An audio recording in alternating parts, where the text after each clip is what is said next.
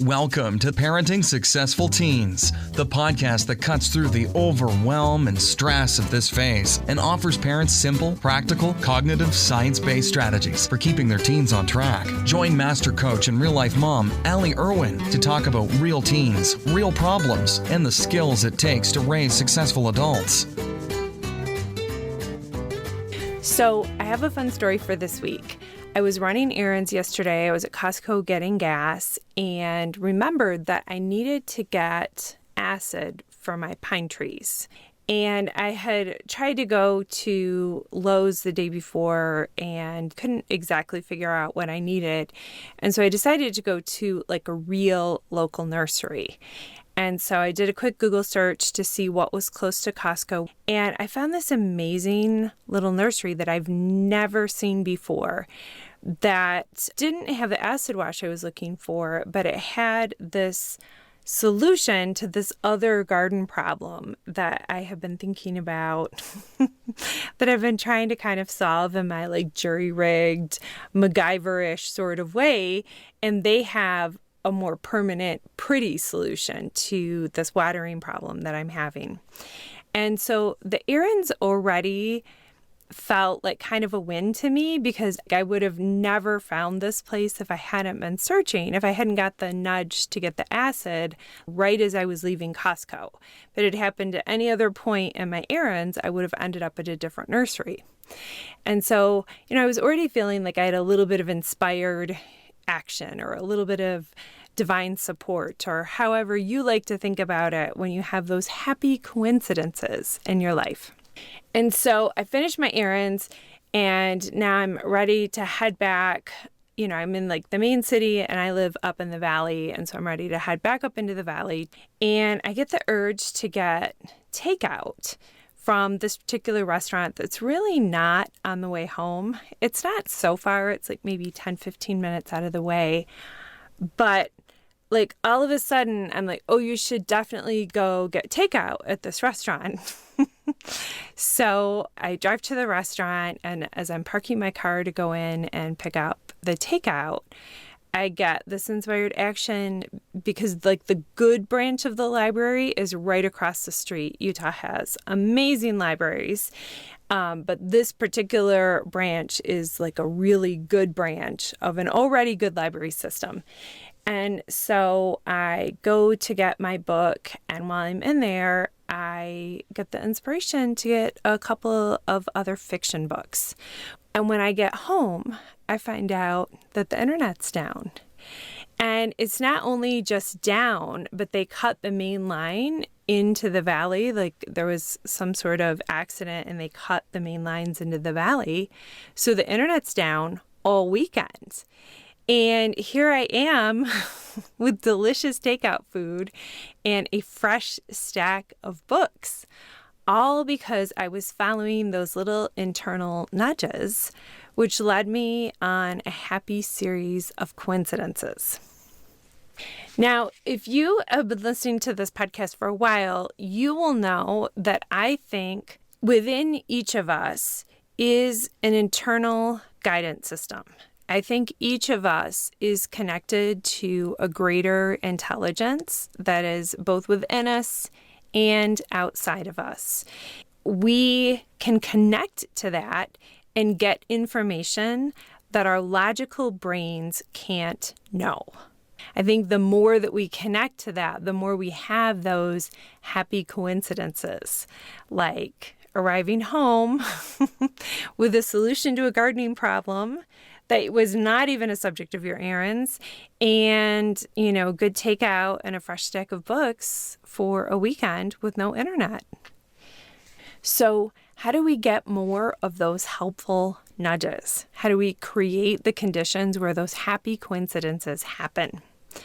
And the way that we do it, the way that works for me and the way that I teach my clients is to spend as much time as possible in the emotional state of the thing that you want.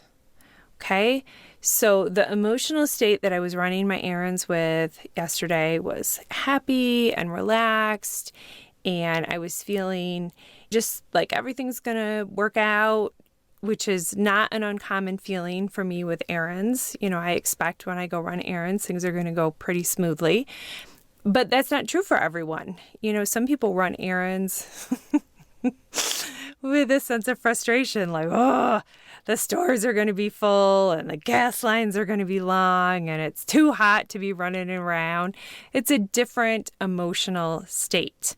And I think that the reason that I got the messages that I got yesterday is because I was able to run my errands in that sort of happy and relaxed state. And this is true for parenting things as well. If you want to help your kids thrive, then you want to connect to the feeling of your kids thriving when you're making decisions about how to help them thrive. Okay, if you're in the emotional state of like, this is not going well, they're really struggling with this, I'm worried that it's not going to work out, they're going to mess up their opportunities. When you're in those emotional states, what the emotional state you're in can kind of serve as blinders. And so when you get information about what you want, if you're in the emotional state of it not working out or being hard or it's going to be a struggle or a lot of worry, you literally can't see the little nudges that would help you decide what to do. So let me give you a practical example of this because that might be kind of ethereal. So there is a construction project happening behind my house. Like currently behind my house, there's a 3-acre plot of land where deer sleep at night and turkeys wander in, and there's a lot of great nature and birds, and it's really lovely. And someone bought that plot of land and they're putting in 10 giant houses directly in my backyard. That's currently a field. Can you hear a little bit of attitude there? I have a lot of attitude about this project. I think the developer did a whole bunch of sketchy things to get this plot of land rezoned. Like it's not zoned like my sub is. Whew, a lot of attitude. So I have been looking for a landscaper to help me put in some privacy screen between my house and this development, to put in a row of trees or maybe a berm or something. But all the work that I did to hire a landscaper was done with that energy of, I have a really big problem happening in my backyard and I need a solution to this problem that I'm having. And the developer's going to be really terrible and he's going to do more unscrupulous things. And so the landscape designer that I hired ended up being a problem.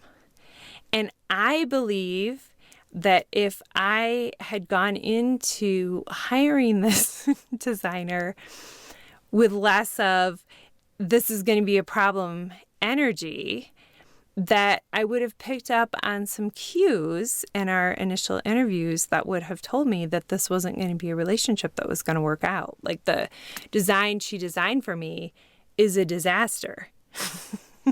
Which you may have heard, the project behind me is a disaster. So of course the plan she came up with matched the energy that I was feeling when I hired her. I laugh now because when my husband asked me if we should hire her because she was kind of pricey, I said, I think we can waste a bunch of money really fast buying trees without a plan. And so when I hired her, I was focused on, like, if I make a mistake, I'll waste money. And then I hired the wrong person and made a mistake and wasted money. Can you see the symmetry in the emotional state I was feeling? Like I created the exact outcome that matched the emotional state that I created it from. So I've cleaned that up, and now I'm really focused on creating beauty and creating privacy, and I'm keen into those feelings of how lovely it is to be in my backyard over and over and over. I'm noticing the things that are already really pretty about my backyard, and I'm doing that while I look for a new person to help me make my backyard even more beautiful. And again, hopefully you can hear the shift in my voice when I think about creating more beauty in my home, more dream come true in the home that I'm living in. Okay, I'm going to approach that project differently because I'm able to connect to a different emotional state while I'm doing it. So the same thing happens with our kids. When we get focused on them thriving, we make decisions that are in line with them thriving. And we are modeling for them, our kids are very sensitive to our emotional state. Even though it seems like they're paying no attention to us, they absolutely are picking up on our emotions. And if we're acting from fear that something's gone terribly wrong, they're going to pick up on that fear that something's gone terribly wrong. And even if we're taking the right actions, that fear is going to be what's communicated. And I really want to highlight that we do this with the very best of intentions, okay? We're thinking like, I just don't want to screw things up, or I don't want them to miss out on opportunities. That was a big one for me, is like I wanted my kids to have all the opportunities. And so like I wanted them to have certain grades so that they would have certain choices, and I wanted them to do certain activities so that they like had the experience of playing on a team or playing in a band, or, all of those things that I think are really great about high school and college. I didn't want my kids to miss out on opportunities. So even when you're thinking thoughts from a really good place, like I want to keep them safe or got them motivated, you're subtly taking actions from my child could be in danger. Okay. And that fear gets communicated. Or I want them to be more motivated. Like I want them to care more about their grades. You're communicating to them that who they are right now isn't enough. And so it's a little bit of a tricky balance to walk, because you do want your kids to be safe and you do want your kids to be motivated. But the way to get the actual results that you want is to connect into the emotion of safety. And what would the emotion of motivated be? Like sufficiency, confidence in their abilities, confidence they can rise to the occasion, confidence that they're enough. Like, I guess for me, that feeling would be confidence in my kids' abilities and their ability to do what they need to do to get what they want out of life. The more that you can connect into those feelings over and over and over, it's a spiritual discipline, it's a practice to connect into that emotion on purpose, then the more you'll get those little happy coincidence nudges that you can't think up in your logical brain of how to support them in getting what they want. And you can't fake it.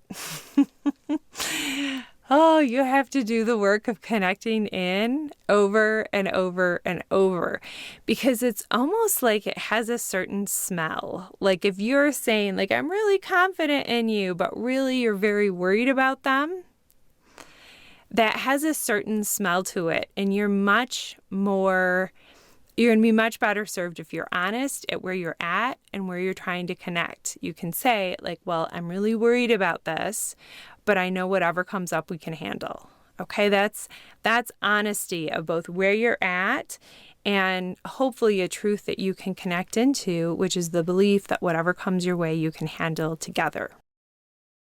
Your mom wisdom is available to you. It just is. And the fastest path to that inner knowing of the right next thing to do is to believe in yourself and to believe that you have the wisdom, that you do know the right thing to do, and to just connect into that emotional state of what you're trying to create over and over and over. For my family, I love to connect into connected and thriving. You can hear I use the word connected like 4,000 times in this episode. Feeling connected to the people that I love is extremely important to me. So just think about what emotional state that you're trying to feel with your family and connect into that on purpose. That's the fastest path to having what you want. Hey, Did you love this? Then you should get on my email list because I am just as much fun in writing. And I share different things via email, so double up on the goodness. And don't hesitate to leave me a review because that would make me so happy.